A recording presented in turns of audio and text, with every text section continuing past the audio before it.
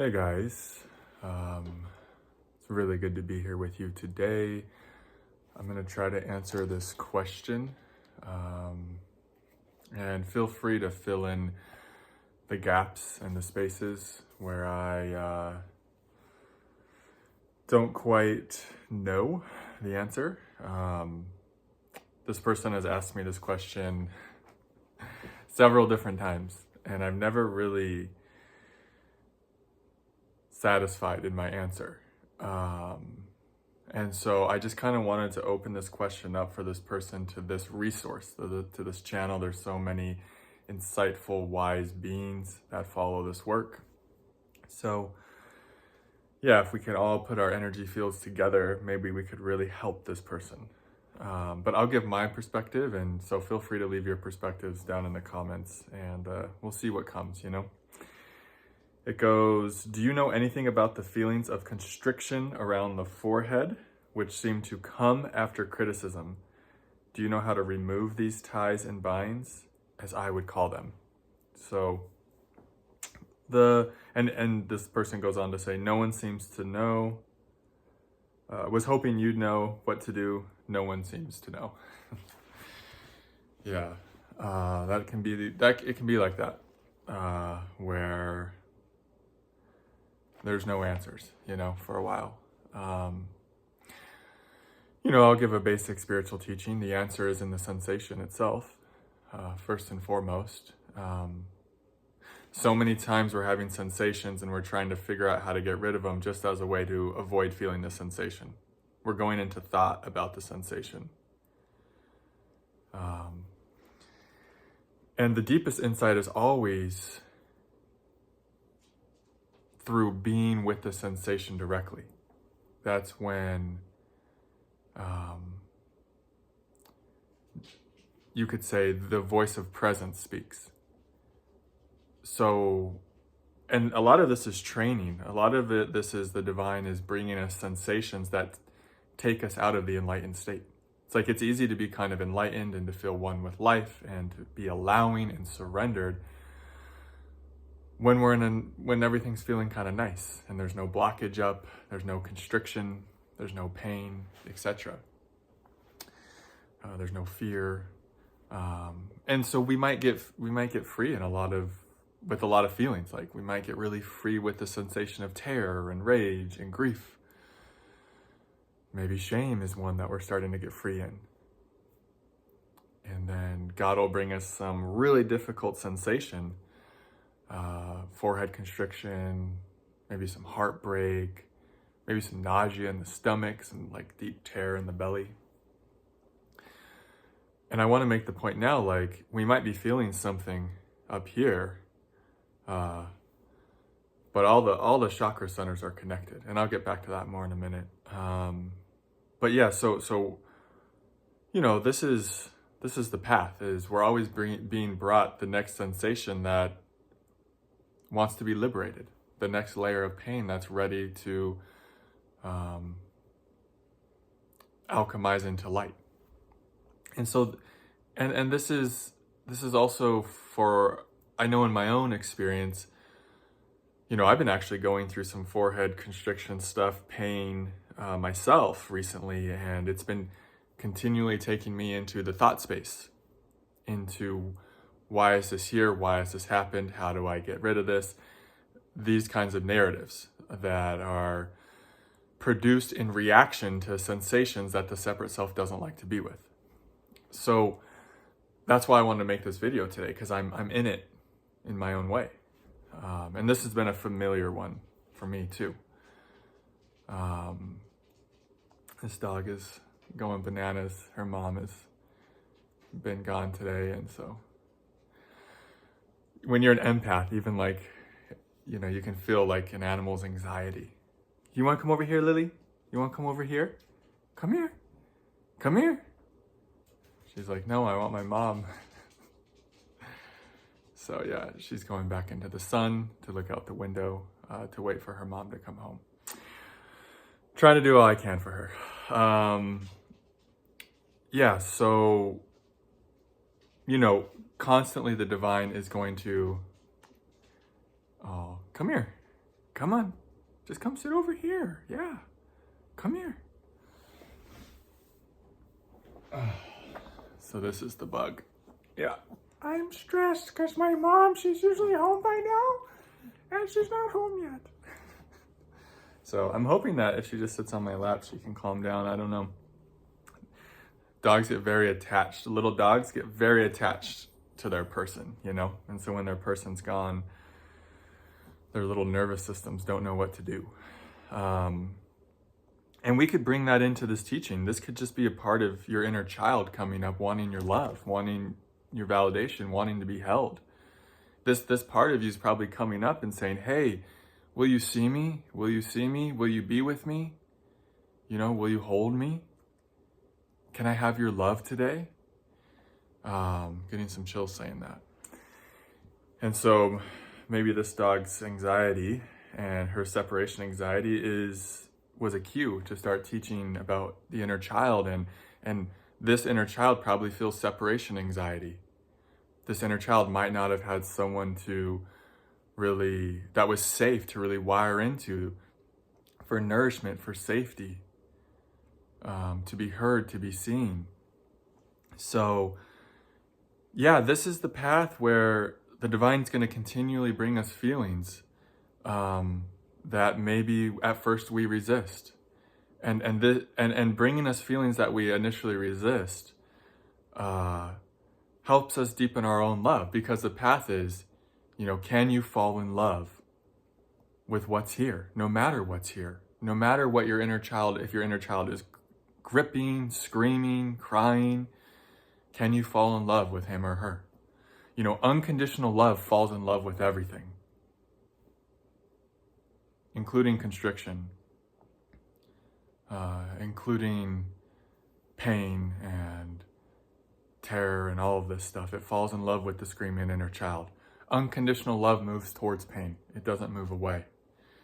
And so I could even feel that in myself today, how I've been kind of habitually trying to move away from my direct experience. How I've been kind of trying to move away from my inner child that's really hurting. And this path is like a helix, you know. You go through maybe you meet the same kind of inner child wound over and over again, but from deeper levels of consciousness, from higher levels of awareness, you could say, from a more loving inner state. And anything that's difficult, that hangs around for a long time, that's prolonged, that's challenging us, will only serve to deepen how much love we can offer. It'll only serve to help us cultivate more presence, more of a loving presence. Because love is the solution to everything. Love is the great healer. So if there's something in your field, you know, that's kind of really wanting your attention, like this dog, it was really wanting someone to just, hello, I just wanted to be picked up and loved. And she's still kind of in an anxious state because she's getting love from me, but she's like, I want love from my mom. So we can take our inner child to places where it can get love from others. And that'll help some, right? But eventually this inner child, it wants your love. It wants our own love more than anything. It wants God's love. And so that's something people do. I've done it a lot, where we have a wounded inner child and someone else has a wounded inner child, and we're like, hey, I'll see your inner child if you see mine. I'll love yours if you love mine. We get a bit entangled. It's like our wounded inner childs are trying to find mommy and daddy in the other. But it's like, can you be mommy? Can you be daddy for this wounded inner child? Because ultimately at its root, for the questioner, that's what I feel this is. I feel this is just a wounded inner child that needs love, that needs to be held. And so these kinds of wounds, they're going to cultivate patience. They're going to cultivate compassion. They're going to help us slow down. They're going to help us do what I did with this dog. I'm just going to pick it up. I'm going to hold it. I'm going to keep it in my lap. I'm basically, with the energy flowing through my hands, is saying, you're okay. You're okay. You know, and that's what we do with these constrictions is instead of, like I've been trying to do a bit today, and it's just normal, it's human, when a newer, difficult sensation comes up, at first we resist. That's just the ego programming. We try to avoid pain and chase pleasure. That's just the paradigm. And slowly we evolve out of it, right? Slowly but surely we evolve into this new paradigm where we turn towards that which is difficult to be with, where we embrace that which we, on an egoic level, want to run from, where we literally fall in love with the thing that we've been trying to get rid of for years, that we've been trying to solve and fix for years, where we realize maybe it's unsolvable, maybe it's unfixable on the level of concept, on the level of mind. And we just turn towards it with an open, compassionate, and loving heart. And we literally fall in love with it. And that's the Bodhisattva path, the path of the Buddha, that's the path of Christ. This is a path of the spiritual warrior. It's not a path that culture will promote. Culture will promote, here's how you fix it. Even a lot of spiritual materialism, and that can go with Christians, New Age, all of them can get caught in this thing where here's how you feel good all the time, and you stay away from darkness, you stay away from those feelings and all of that. They just kind of separate things, where you get more of this and less of that. But that's not true love. That's ego's version of love. True love sees everything as God, knows everything as God. True love turns towards that which is afraid. Which, oh, look at her. She's just like so concerned. My mom's usually home by now. Hours ago she's supposed to be home. So true love turns towards those parts within us that are afraid, that are feeling shame, that are feeling harshness, that are, feeling critical, that have this narrative going that maybe, oh, I'm a failure, or I'm bad, or I'm wrong. These things that are just programs that were installed when we were little that have no relation to truth or reality. And it's love that frees you from those programs. So this one that's maybe critical or constricted, it's just needing love. And of course it's needing your own love, but sometimes it needs to be taken to a community of people where they can help us learn that we're lovable. Sometimes we need to learn love from others. I've had great spiritual teachers that were really awakened in the heart chakra, that were really had this awakened, unconditionally loving nature about them. And just sitting with them and being in their presence helped me to start to embody this love. It's like I got to soak up what their field had to offer in that dimension. And so sometimes communities with this kind of open heart lovingness can be so helpful. I really feel that in the WhatsApp group that's been ongoing. This WhatsApp Kundalini support group, or just Ascension support group. So much love and strength and power in that group. So communities like that you can just kind of plug into and just be a part of. Like sometimes community, just being a part of community can really activate the heart chakra, because the heart chakra is all about relationship. So a lot of this constriction and stuff, it makes sense. It comes after criticism. This is relational wounding. This is relational trauma. So sometimes we have to plug back into relationship, but in a healthy way, in safe containers, designed for your healing, to really rehabilitate and heal these parts of ourselves. And ultimately, yes, like I said earlier, they want your love and they want God's love, but sometimes other people can hold a space to help us connect to that love within us. It's not even like we're connecting to their love. It's just like their field of presence and love just helps us find our own loving presence. I still get that help a lot, basically every day. So yeah, I've had a lot of relational wounding, so I've needed to go into relationship to help myself heal those traumas. And they still come up. Like I said, I'm going through it today. And this is also how I heal. I heal by being honest, by being vulnerable, by being open, by trying to be of service, perhaps. So this wound, this inner child, I hope I've spoken to it enough. It really wants your validation. It wants your time. It wants to know that it's not a problem, that it's okay for it to be here. So like with me, can we breathe love into this trauma, into this constriction? Just like on your inhale, you're just breathing, I love you into it. And when you exhale, just exhaling something like, it's okay, or you're safe. And so just having this maybe become like a little inner mantra with your breath, just on the inhale, I love you. And on the exhale, it's okay. And actually this mantra will start to breathe you after a while. And I've had this mantra for days, weeks, months at a time, just ongoing in my body, so that my inner child and my wounds could feel the unconditional love just start reverberating through the breath, through the presence. And this love will grow. This love compounds, you know? Hi, yeah, are you enjoying this? She's sort of calming down.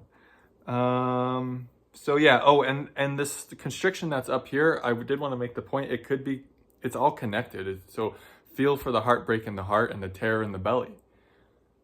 I was noticing that about my own energetic stuff coming up today. I was like, oh, I can actually feel how this constriction is also emanating from deep pain in my heart and like existential terror in my belly.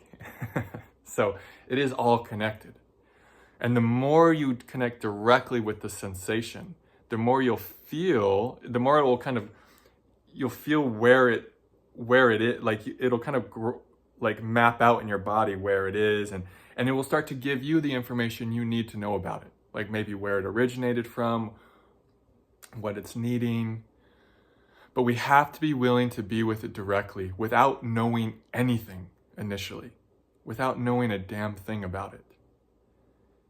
And we let it speak to us. It's so tempting. I know, because I was doing it today. It's so tempting to go into the mind about it and try to conceptually figure it out. But that's never worked for me. The only thing that's really, truly worked for me is to be with the sensation, to be with the thing directly, to be with the wound directly, for as long as it takes. And in a soft, loving, gentle way, not like a pushy way where you're really trying to get somewhere. I'm just being with it so it'll go away. And if you're there and you notice it, that's okay. You start there. But eventually we get to this place where we genuinely soften with it, and we genuinely fall in love with it, and we melt with it, and we hold it, and we realize it's not a problem. And we'll sit with it for as long as it takes. And it's nothing to get rid of or fix. It's actually a master teacher that we bow before. It's a master teacher that's here to help us slow down, that's here to help us connect to a deeper layer of our own self, that's here to help us grow in presence and love and compassion. The ego wants a solution to get rid of it, all this, but this wound is actually here to break down the ego layer, is here to dissolve the false self, and is actually here to help you melt into who and what you truly are, which is love, which is presence, which is not the thoughts in your head that have a problem with this, not the thoughts in your head that don't like this. Compassion to those thoughts, we hold space for them, but that's not who you are. And sometimes difficult and challenging feelings and sensations come into our life to help show us that, to help us untangle from those thoughts, from those paradigms, from those identities. So what are we, 19 and a half? All right, that's what I got. I wrote a bunch down. I think I got there. Let's all thank Lily. Hello. Thank you, Lily. She was actually a great teacher today with what she's going through. All right, I love you, Lily. Bye-bye. Okay, just gonna go back to worrying now. All right, thanks for being here. Thanks so much for joining the Patreon, for sharing yourself in the WhatsApp group. It's super humbling. and just really beautiful to see the connection, to see the vulnerability. Yeah, and it's just, yeah, I'm super honored to be hosting these groups. And so if you're interested in joining the Patreon and the WhatsApp support group, I'll put a link in the comments. Other than that, just thank you so much for the donations. And of course, I love working with you guys one-on-one if you feel guided to reach out and book a session. Anyways, until the next one, namaste.